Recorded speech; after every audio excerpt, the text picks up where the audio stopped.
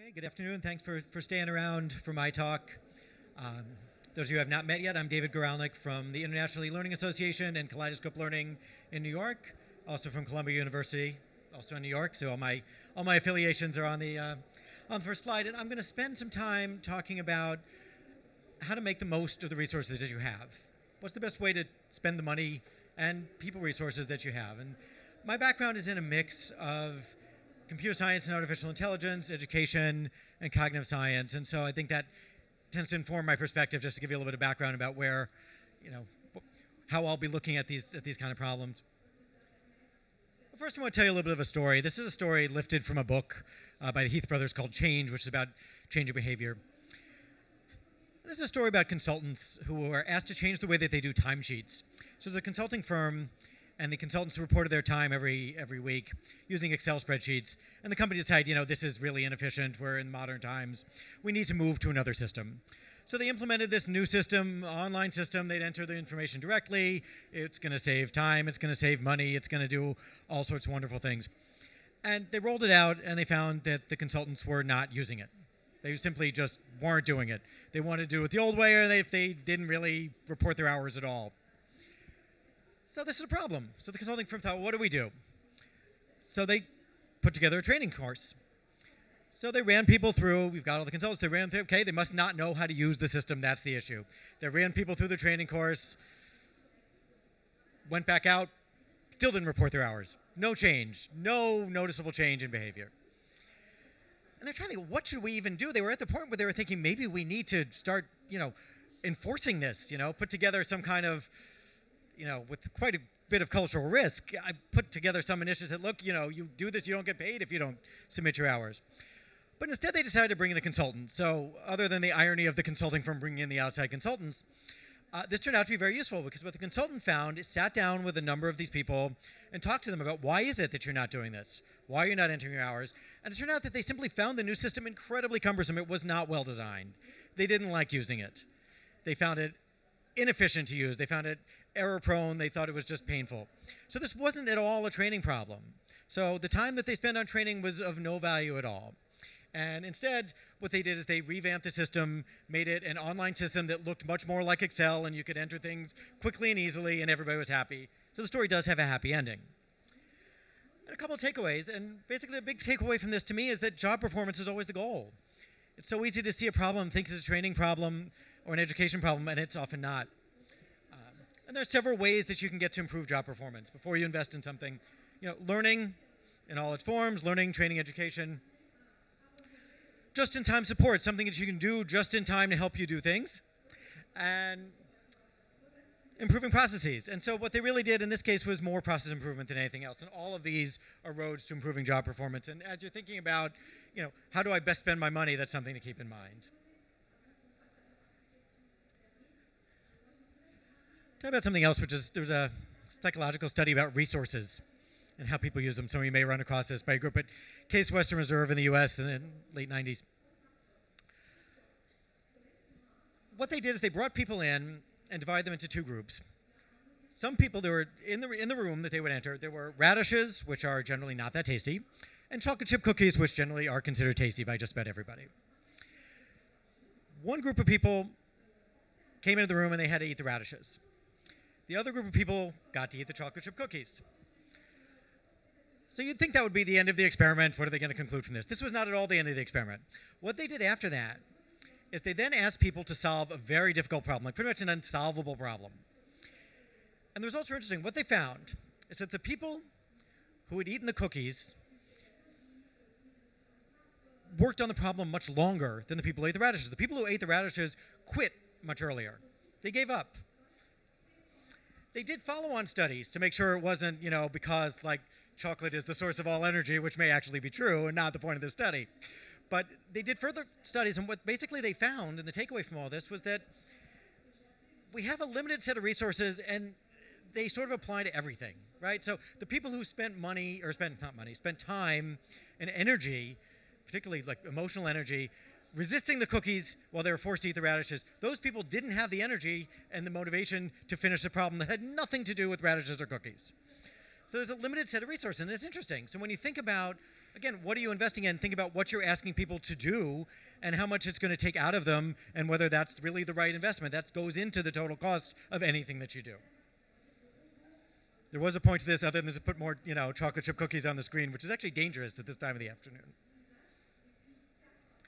So in general, how do we make the best use of resources? And to me, it's keep our eyes on the goals. Right, again, the goal is performance improvement. Anything that we're doing, thinking about how you might best do that. Let's talk a little bit about when we might want to invest significant resources in something. Before that, I'm going to tell you one more story. Here's something that happened to me recently. You reach a certain age in the US, and they ask you to get a vaccine for something called shingles, which is a sort of uncomfortable disease. It's really something that's considered uncomfortable. It's not life-threatening generally, but it's not comfortable. So this is one where your doctor, in my case, the doctor sends you to the pharmacy, you go to the pharmacy, and you're supposed to get this vaccine when I turn this age.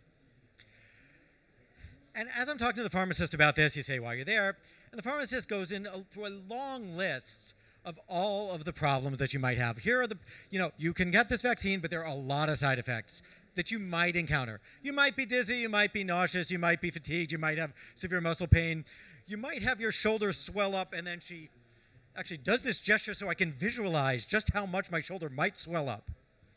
On and on and on. And it goes on for about 5 minutes until finally the question running through my mind is, how bad is it if you get shingles? Which is worse?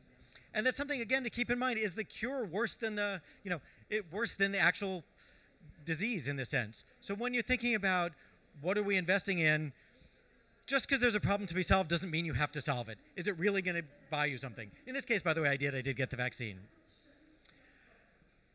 Corporate version of the same story was a client that I once had in the retail industry who was having problems with money disappearing out of the cash register. It's just the kind of natural thing they thought that would happen over time.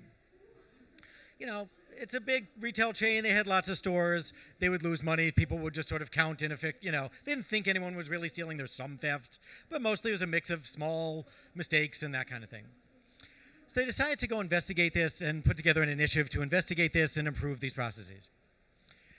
And this investigation and all the process improvements was a major undertaking. They spent $4 million on it. After they completed it, they did a study, and they found out that by doing this, they saved $3 million. So it wasn't really worth it in the end, right? So, you couldn't have predicted everything that was going to happen, but there's something to that.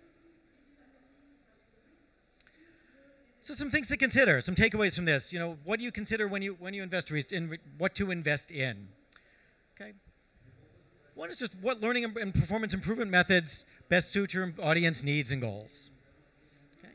This is always a major issue. What's right for your audience? What are the consequences of not investing? Right? When I came down to my vaccine, I decided, the consequences of the vaccine sound pretty bad, but the consequences of not getting the vaccine were worse.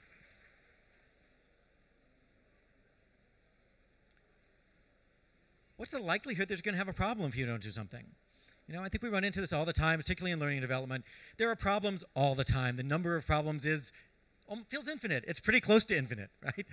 So you've got to think long and hard about what's really worth fixing. I know my personal tendency is I see a problem and I want to go solve it, but it's not always the best use of time.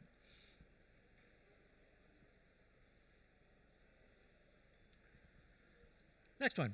If the potential investment is in some kind of training initiative, do you really need training, right? Gets us back to the story from the beginning about the consultants.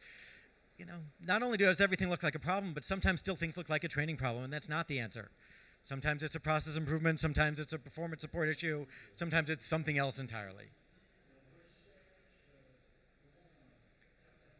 Another thing is, are you investing in a high-impact area? Is this something that's really going to help the company? Is it worth it? We want, everyone's treated equally. We want everything to appear equally, but in terms of what's the overall impact going to be in the company? Some things are major. We work with retail clients. Customer service is a big thing. They'll put more money into customer service with the viewpoint that, this is really, they've done studies and found that, a lot of money goes away if you don't provide good customer service. There might be some things in the back of the store that aren't as important, aren't worth investing in as substantially.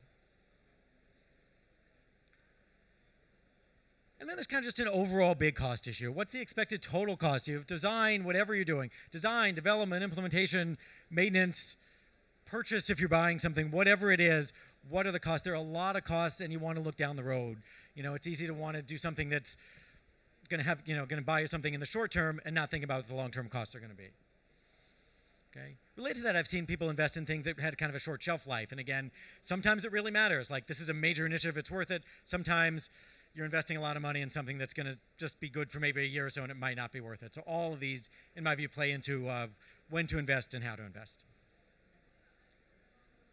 The last one is kind of the general question. What's the potential return on investment, quantitatively or at least qualitatively?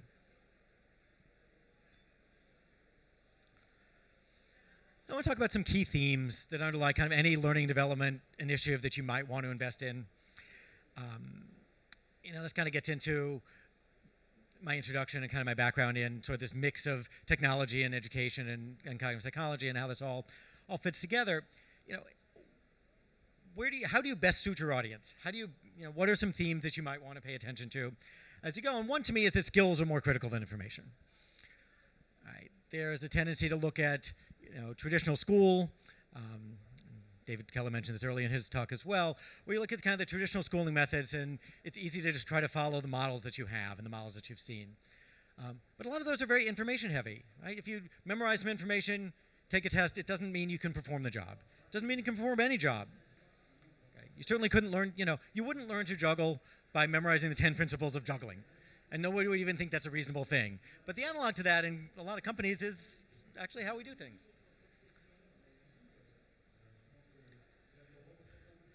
Another thing to think about is user-centered design. You're going to design something for your audience. This little device here, some of you may remember from 2002, this goes back a long way. This is an MP3 player. This is one of the really early MP3 players by a company called iRiver. It was kind of a nice little thing in its own way. It was small and portable. Here's how it worked. If you wanted to put songs on it, you would hook it up to your PC, and it was only a PC, not a Mac. Hook up to your Windows PC. It would function like an external hard drive. You would plug it in. You would go download some songs. You would name them with a file name that would probably remind you what the song was when you saw it. You would copy the files onto this little drive, and then you would plug in your headphones and listen in the order that you had the files on, and that was it. So it could play music. It was useful if you were a runner. It was actually nice to have because it was so portable. But it didn't really catch on. Not long after, Apple came out with the early iPod. And what worked about this was not that it played different files. It played the same files. It played MP3 files. But the entire user experience was different. You didn't have to think about it from the standpoint of, I'm taking a file and naming it the way I want. You had the Apple iTunes Store. You downloaded music very easily. You synced it automatically. You just didn't have to think about it. So from a user experience standpoint, this was very, very different. And you could see the difference, right? You could see how people, this caught on. And everybody remembers the iPod if you were around during those times. Not everybody remembers the little iRiver one that I had.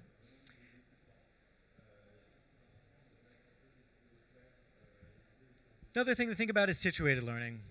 People learn best in context. So if you're going to invest in something, think about, again, not memorizing facts that are going to be not necessarily applied on the job, but think about how you're going to be able to build something or buy something that helps people learn in context. Okay? Sometimes that means making it more customized so that they're facing realistic situations that are just like the ones they will face in real life. And new technology, and I'll talk about that in a minute, gives us a lot of opportunities in that area. Another nice theme is storytelling. Stories are memorable. You can tell people information. Again, if you tell people things, it's not so easy to remember. If you tell a story, it's there's more emotional impact. People are going to remember it. If they experience it, all the better. But again, there's a balance of time. Well, we don't have time to experience everything. I'm covering a lot in 30 minutes or so, and you don't have time to experience each one of these. If we did this right, we would build an experience that would take you months, and you would learn them all. But here, we're going to have time to do a little bit. But still, if you tell a story, it has an emotional impact. There are takeaways from it. People can think about what really, really matters, and you're paying attention, and you're paying a lot more attention than you might to just a list of facts. Another theme is moving away from training to more performance support. More things just in time to help you do what you want, when you do it. And there's kind of a, in my view, there's kind of a continuum from process improvements to just-in-time performance support that kind of are augmentations to the process that help you perform it without really revamping it entirely, to training that's kind of just-in-time training. Hey, with mobile devices, there's so much more we can do with performance support. Related to that is the concept of workflow learning, learning in the context of the workflow. Here we see some people going over something just in the moment of need. Performance support plays plays into that, of course. Okay. As we go, sort of as we move, I think there's a future that involves blending blurring the lines between what's been traditionally training and what's not training at all, but is simply part of how you do your job. As you're making decisions about, what do I invest in, you can create things. You can reuse them or find them. You might reuse something that you have already with some modification. You might be able to reuse it without some modification. Or you can buy something new entirely. They probably won't really be sweaters, but those are the images that we had. Any of those are possibilities. And those, you don't have the money to do everything. You don't have the time to do everything. The amount of time that you have matters. The amount of money that you have matters. All of these matter. And what you have, existing things that you have. So what content do you have that you might want to be able to reuse? Sometimes it's a content curation exercise rather than a development exercise, or sometimes it's a buying exercise. Another underlying theme to me is to fit your organizational culture, or I'd even say the culture that you want. We tend to think about learning and development initiatives as if they're about learning, or at least if they're about performance.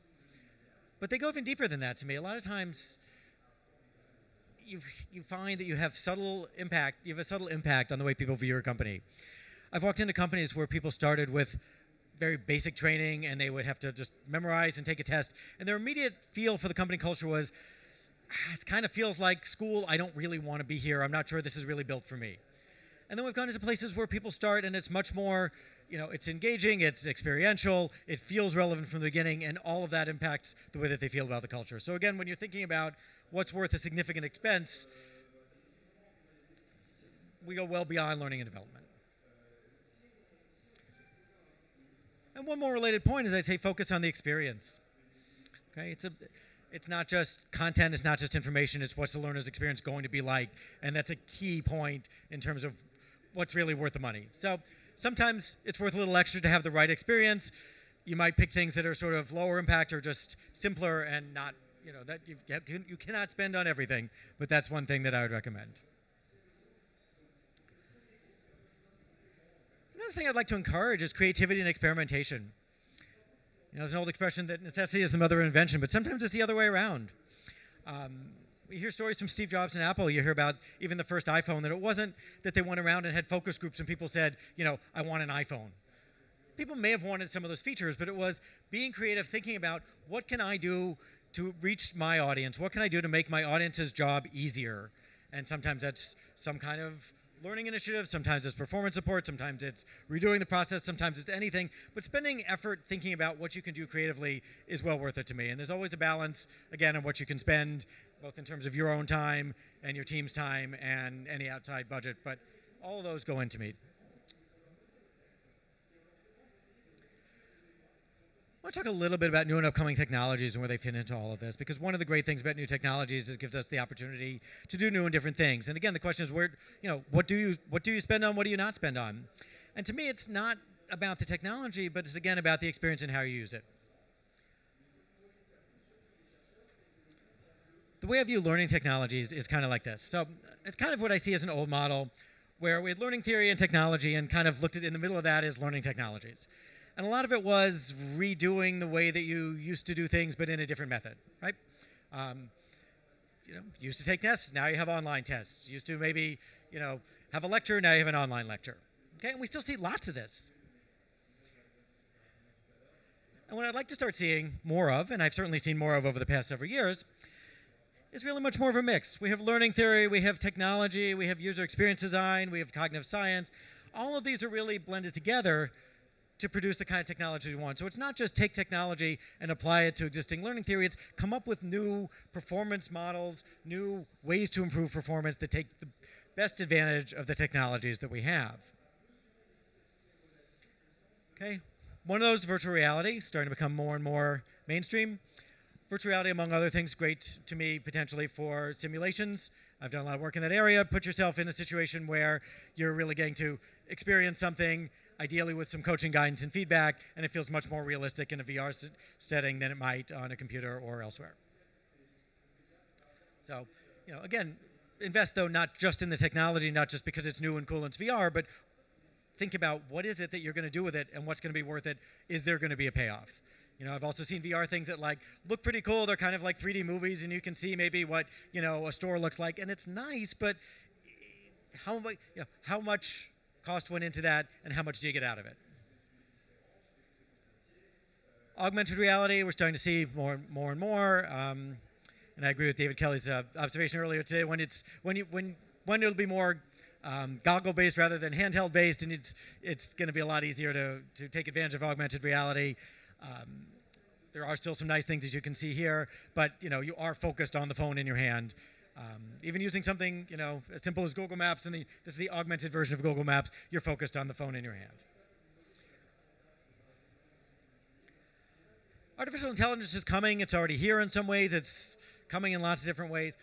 One way it can really help to me, and one way that's going to be worth spending some budget on, is intelligent experiences. Imagine a different world where people have intelligent coaches that walk them through things, help them figure out what the right next steps are, help them find content that's interesting to them and other experiences. There's so many different things we can do. I could spend a whole hour on AI experiences, but to me, again, it comes down to thinking about what's the right one and where do you want to spend your money. The other side of AI these days is intelligent analytics. We're collecting tons and tons of data. Talked about big data a little bit this morning. And to me, the big thing with big data is as much what you do with it at the small local level. There's somehow the phrase big data comes out, and you feel like everyone thinks about how do you predict the masses, the behavior of the masses, right? How do you predict election winners? How do you do all that? But really, the advantage in learning is that you can personalize it more. The advantage is not necessarily that you just take a look at the major trends, but it's that you collect all of this information about people with, I know there are, of course, some privacy concerns, especially these days, but you can collect information to give people ideal experiences, and that's coming too. And to me, that's going to give us ways to, that will be well worth the investment. Another one coming up is holograms. And this is also interesting. Imagine a 3D projection of me. I am not a 3D projection of me, before you ask.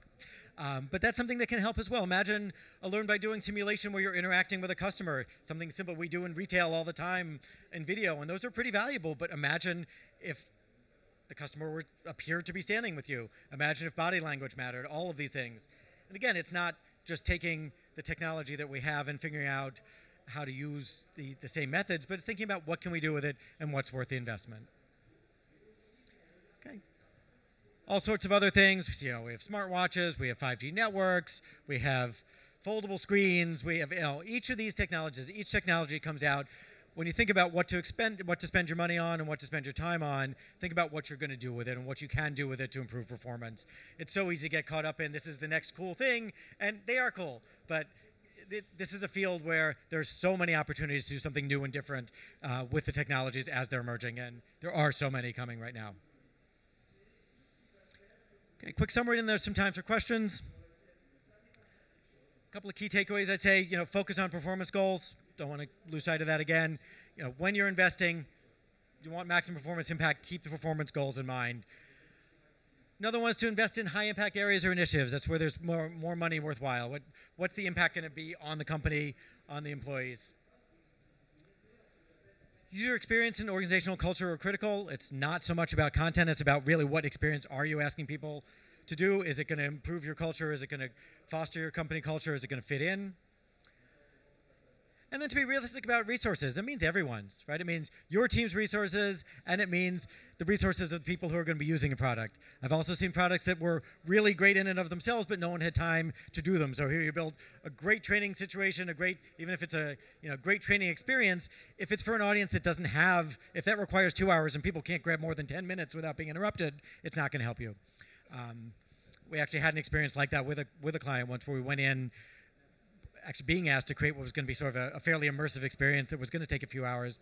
As for an audience of managers in a retail store, and one of the things that we found from talking to them, for about 5 minutes was that you couldn't really talk to them for more than 5 minutes.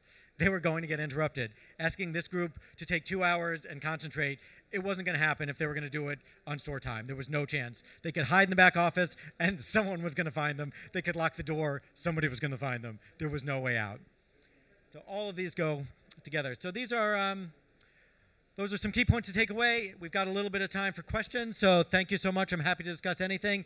Thanks for coming so late in the afternoon, and if we have questions, I'm happy to talk about it. So thank you.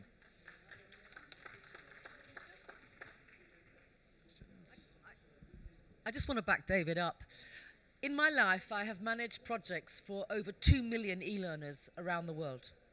And in that time, over a period of 15 years, in that time I discovered that every project, there are always 4 critical success factors that are present in projects that work. None of those factors are technology, okay? And just to back you up, David, this, your other slide, the performance thing. Yeah. Focus on the goals. I'm not sure. In America, there was this brilliant guy called the famous basketball coach, Yogi Berra. Have you ever heard of Yogi Berra? He's very funny. Okay. One time he said to his team, he said, if you don't know where you want to get to, you'll end up someplace else. I see that all the time in e-learning. We don't define the objective closely enough. Now, for instance, one of the projects I did was for project managers in systems integration. We set the goal for the training to be 3 zeros. 0 overrun on budget, 0 overrun on time, and 0 overrun on spec. That was the performance measures for the project managers after the training. Now, here's the thing, it's called the Hawthorne effect. If you set your goals and you set your measures and then you are seen to be measuring them, you will get what you are measuring, okay? It's called the Hawthorne effect. In America, General Electric did a study once in a factory where they made light bulbs, and they wanted to see if productivity went up with the lighting. So they told the workers, we're going to be measuring productivity. They put the lighting up. Productivity went up. They put the lighting up some more. Productivity kept on going up. They got to the end of the experiment. They brought the lighting down. What did productivity do? It kept going up because that's what they were measuring. This is one of the cheapest tools you have. This costs you nothing. It doesn't cost you any technology, but it will help you get where you want to get. And as David said, the quality of the e-learning, the quality of the multimedia, the graphics, is less important than the way you manage it and the focus on goals. So set your goals, be seen to be measuring them, the Hawthorne effect. What you measure is what you get. There you are.